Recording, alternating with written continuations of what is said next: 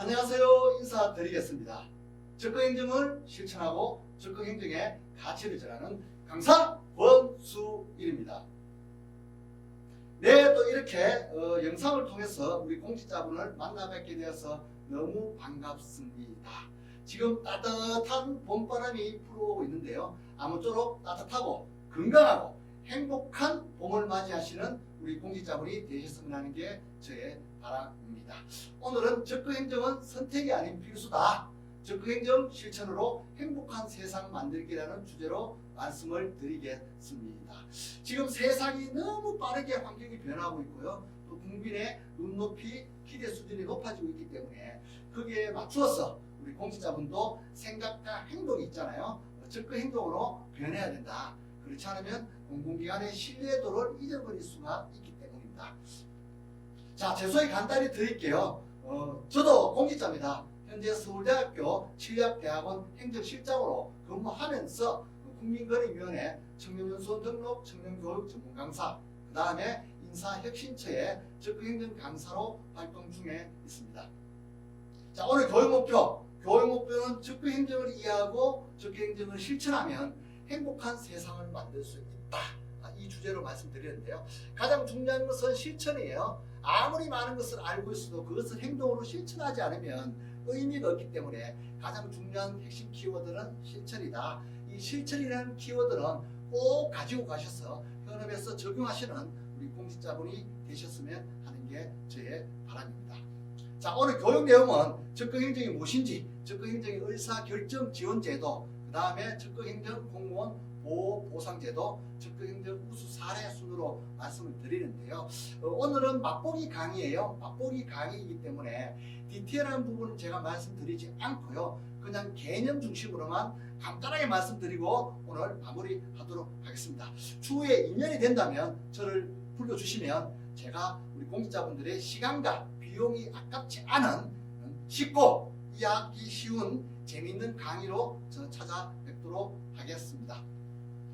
자, 적극행정이 무엇이냐? 적극행정은 공무원이 불합리한 규제를 개선하는 등 공공의 이익을 위하여 창의성과 전문성을 바탕으로 적극적으로 업무를 처리하는 행위입니다. 여기서 핵심은 공공의 이익을 위하는 것입니다. 아무리 창의성과 전문성을 바탕으로 적극적으로 업무를 처리하더라도 그것이 자기 또는 제3자의 어떤 사적인 이익을 위해서 하는 것은 적극행정이 아니다. 그것은 소극행정이고 부패다. 이렇게 말씀드릴게요. 자, 적극행정 의사결정지원제도라는 게 있는데요. 첫 번째가 적극행정위원회예요. 담당자 단독 또는 기관 자체적으로 판단하기 어려운 상황이 있어요.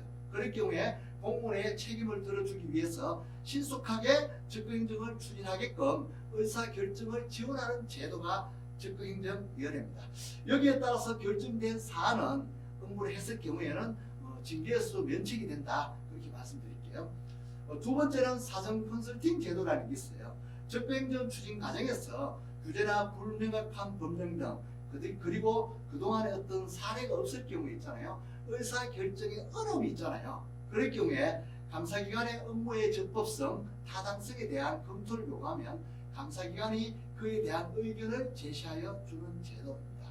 이것도 마찬가지로 그 의사 의견을 제시해 준 의견에 따라서 업무를 처리했을 경우에는 면책을 받는다. 이렇게 말씀드릴게요. 세 번째는 적극행정 공무원 보호보상제도인데요. 내가 이 행정행위를 했을 경우에 혹시 잘못되면 내가 불이익을 받는 것이 아닐까? 또 내 개인정보가 유출되는 게 아닐까? 이런 걱정이 있잖아요. 그렇지 않으면 보호를 해줘야 되는데 그렇지 않으면 누가 자신있게 적극행정을 추진을 할까요?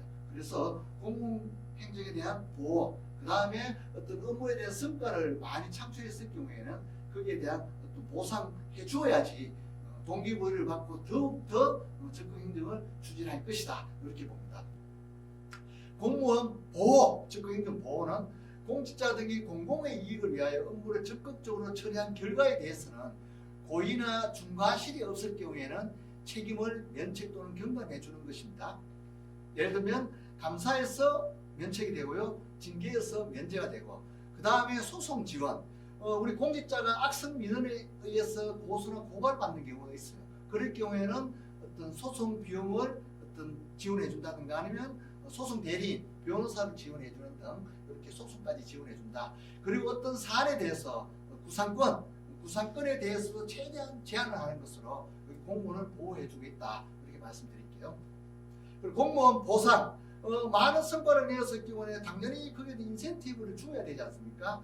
공무원 보상은 특별 승진이나 특별 승급, 그 다음에 성과급 최고 등급을 부여해주고, 그 다음에 또 보상 휴가라든가 희망부서 전보까지 이렇게 인사상 우대를 해준다. 적극행정 좋은 것이죠. 너 우리 모두가 행복하게 이렇게 생활할 수 있고 행복하게 살아갈 수 있는 것이 적극행정이다. 이렇게 말씀드리겠습니다.